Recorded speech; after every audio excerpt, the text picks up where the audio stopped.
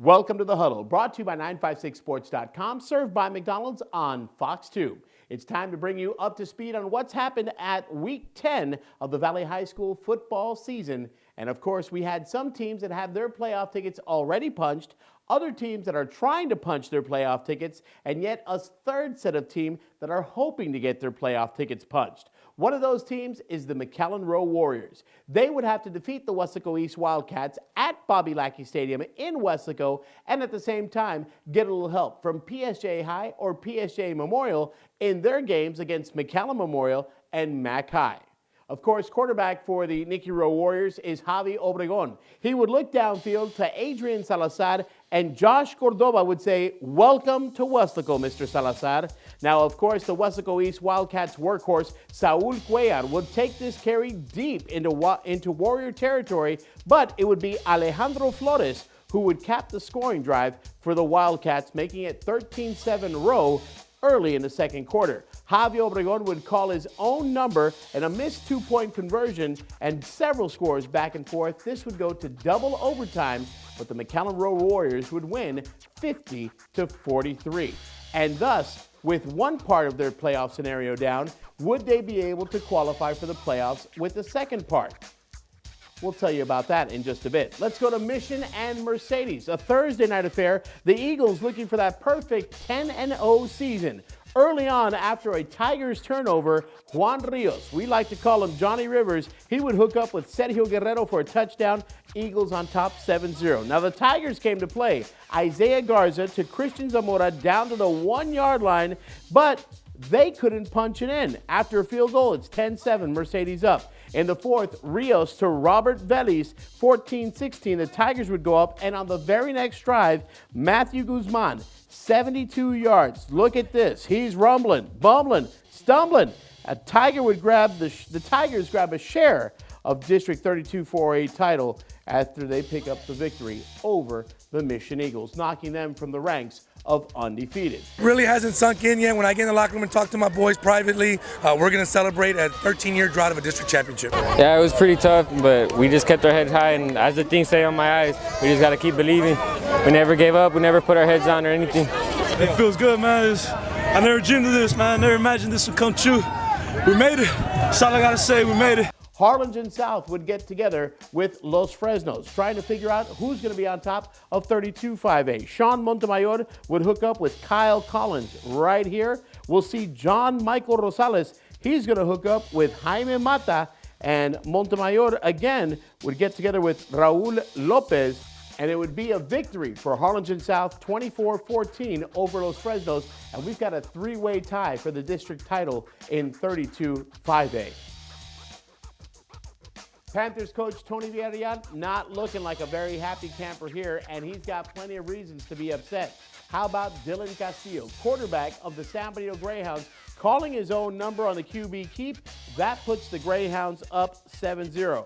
Raul Luna, he would get into scoring action for the San Benito Greyhounds. Watch this as he starts off up the middle, and then he'll bust it to the outside. A little juke, a little jive, he's in, and then we'll cap it off with Arturo Coronado. Watch this. He is on his way. He's got one Weslaco Panther that will dive and trip him up, but not enough as Coronado slides into the end zone for the San Benito touchdown. The McAllen Memorial Mustangs and PSA High would get together, and watch this as Memorial running back Spates is going to go in for a touchdown. The Bears offense just couldn't get on track. An interception here would help lead McAllen Memorial to a quick victory over the PSJA Bears. The Donna Redskins would get together with the Juarez Lincoln Huskies. Now, if Juarez Lincoln could win, they're in. The Redskins are looking to go 9-1. This is Aldo Silva taking the ball down to the 5-yard line for the Donna Redskins. Look at this beautiful run right here. Gets stopped. On the very next play, though, Aldo Silva punches it in. That has got the Redskins up 7-0. The Huskies would bounce back. This time, quarterback Ramiro Garza from 5 yards out.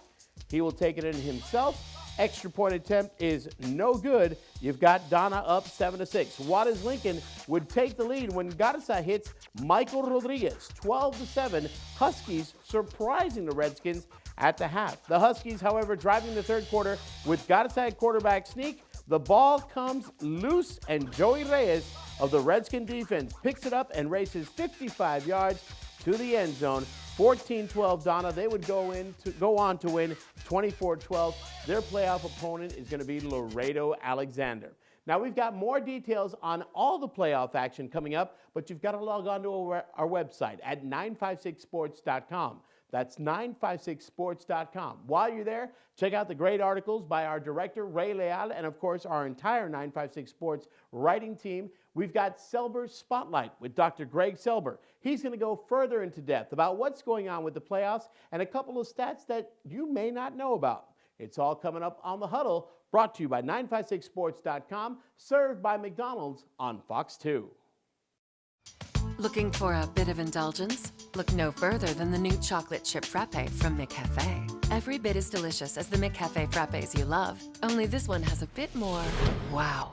Bits of chocolate chips in every sip. Blended into mocha and caramel, all topped with a double drizzle of chocolate and sweet caramel. You've never had a frappe like this. Better get your hands on one quick, because it's only here for a little bit. The simple joy of the perfect sip. A lot of people don't know who we are, what we do. These girls showed up one day all dressed up, and they thought it was a dance hall. We wanted people to know that we're building materials. Mott's cash and carry building materials. People come in and they're surprised. Man, you guys have got great deals. I didn't know you was here. I mean, we've been here for over 40 years. And you thought the good old days were gone forever? We're still here. Mott's cash and carry building materials. It's not a dance hall, you know.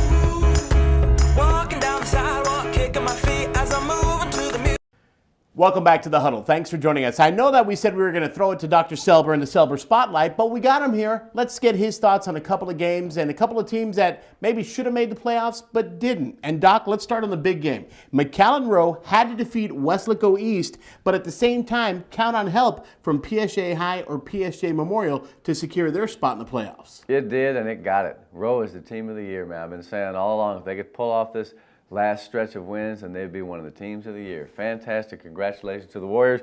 East still manages to win a district title, even though it didn't win because Weslaco loses. The Murderers Row continues to astound and confound us. How big is that district? How good is that district, as we've talked about the entire season? Now, there's two ways to look at it. On one hand, obviously there's a lot of talented teams, but they've been beating each other up a lot. Are they going to have anything left for the playoffs? I think they probably will. So how good is a district? It's the best district in the Valley. All right. Plain and simple. Let's take another look at another set of games from that district, Weslaco and San Benito. Weslaco was trying to keep up with Weslaco East and win in a co-championship.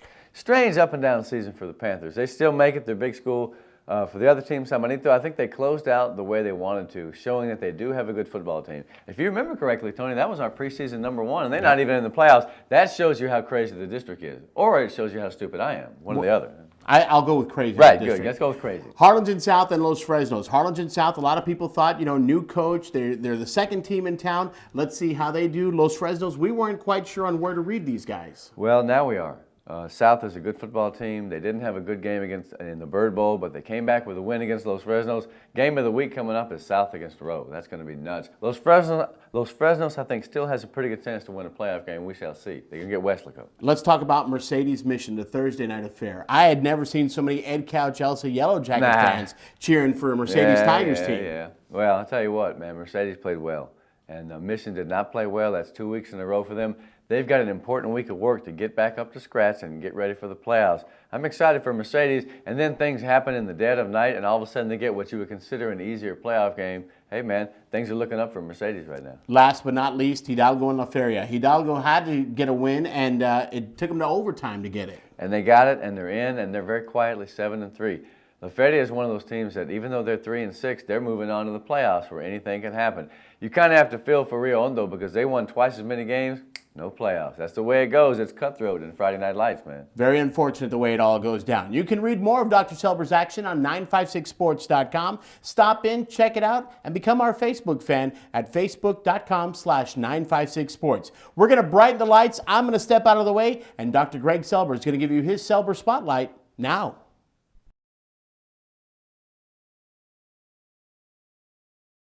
Okay, well, welcome to the Spotlight. It's a special edition. It's the playoff edition. You know, all the preliminaries are over. A lot of teams have put up their stuff. Now we're going to talk about the teams that have made it to the playoffs. First thing I want to discuss with you today is how do these teams approach the playoffs? Okay, so, you know, one team goes and one team doesn't. The team that goes, they have certain things that they want to try to accomplish during the week heading into the playoffs. I've always been a big believer in a little bit of fundamentals, a little bit of conditioning, maybe one hard day early in the week in the weight room, because the kids during the season, they get into automatic pilot mode where they just work on skills and play the game. This would be a nice time to go out in the morning and run and sweat and feel vital again. So for the teams that make the playoffs, I think a lot of coaches will consider getting them back out into the basic physical fitness thing, because conditioning will be a factor in the playoffs. Now, when I was looking at the brackets that we've got, and they're relatively complete now, the thing that struck me is that we're going to have several rematches, and during the show today we will have and we will talk about some of the rematches, but I wanted to note them for you, particularly in 3A. You've got PI against Lyford. Now, PI beat them by 4 early in the season. What will Lyford do differently? Will they do anything differently? Raymondville beats LaFetia. They play each other again. What will these teams seek to do?